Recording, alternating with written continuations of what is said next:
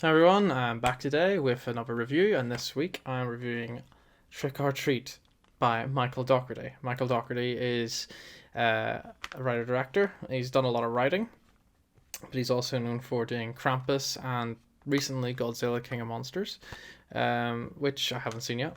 But I have seen Krampus, and I really enjoyed Krampus. I just thought it was a really fun sort of horror film, and that got me interested in this one because apparently this was better. So I managed to get it on Blu-ray. It cost me about 20 quid. You could probably get it cheaper, but this is the best copy I could find so far. That would work on our region B.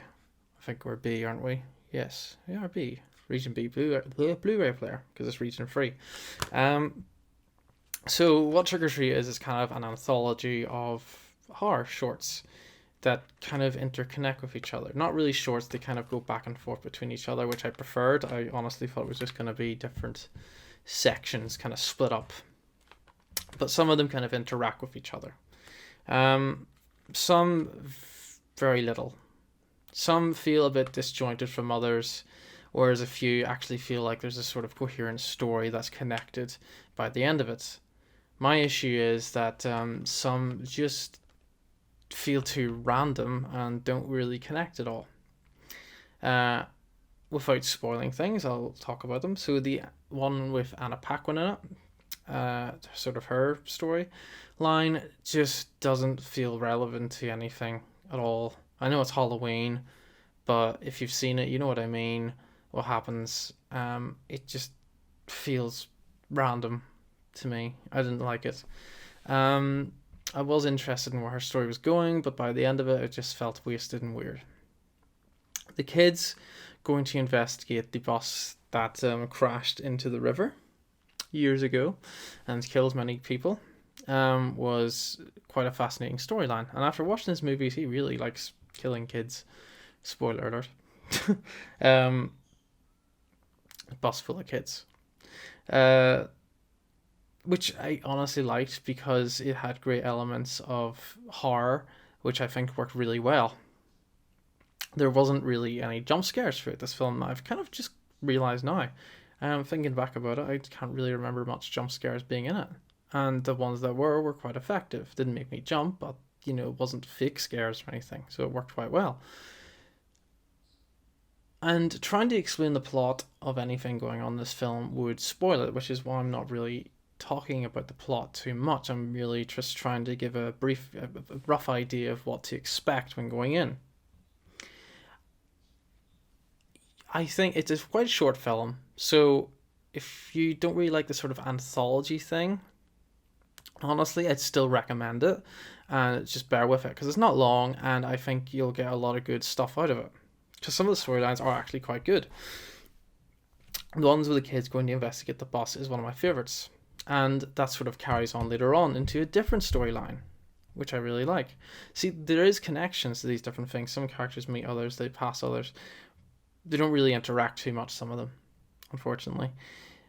And again, I think a couple of storylines don't really have much to do with much going on. The Hannah Paquin one is my least favourite. Um, the part with Brian Cox in it near the end is probably my favourite part because that was just, it was mental. It was actually funny, it was scary, and the use of practical effects when they could was really good. I could tell certain things, like there was a part with a hand on the ground, and the wrist was just off screen, so you could tell it was just someone doing this with their hand, and the frame was cutting off their arm, which I find quite funny. They tried to avoid CGI as much as possible, which I loved. Which, when it comes to horror, I think practical effects always work very well. Key example is The Thing. It works extremely well. That's why it's so famous. Um, I'm trying to figure out if I can sum up what Trick or Treat's sort of story is. It's set on Halloween, obviously, and there's this little boy, I think, with a sack on his head who just seems to appear at all these horrific events. And the story is connected to him in a way. You don't really realize that till a bit later on. You kind of think it's quite random. Um, and you start to think, is he causing all this? He's kind of, because he's just there. but when you find out at the end what the case really is about, it's actually kind of that's quite cool.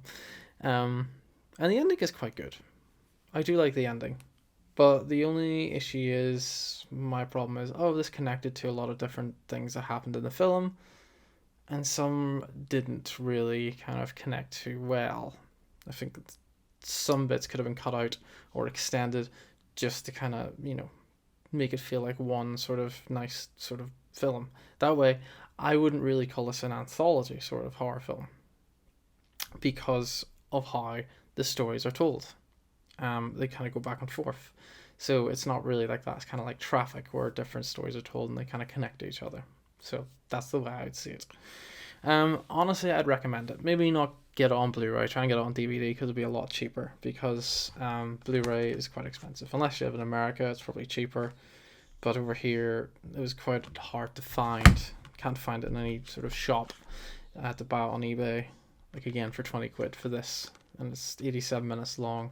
And it's one of those recyclable fucking Blu-rays, which I hate these things. That could damage the cover if you hit it too hard. So I'm giving this one a 6 out of 10. And the reason I'm not giving it a higher score is because I feel like so much more could have been done with the story to flesh it out. A lot of its horror elements work really well. Unfortunately, the story isn't incredibly interesting, and some bits just feel a bit loose and don't really connect much to anything else. Although I'd definitely give it a watch. I do think it is a bit better than Krampus. I don't know. Krampus just has a better sort of connected storyline. But I think this one has a better ending than Krampus. But anyway, I recommend it. Try and watch it. I don't know if it's not on Netflix. I know that. Probably is on Prime, as Prime seems to have bloody everything. So if you can watch it on Prime, watch it on Prime. So thank you for watching. I know this is a quite short one with not much detail into this, but it's hard to without ruining much. So please keep watching my videos, even though this one was particularly shit.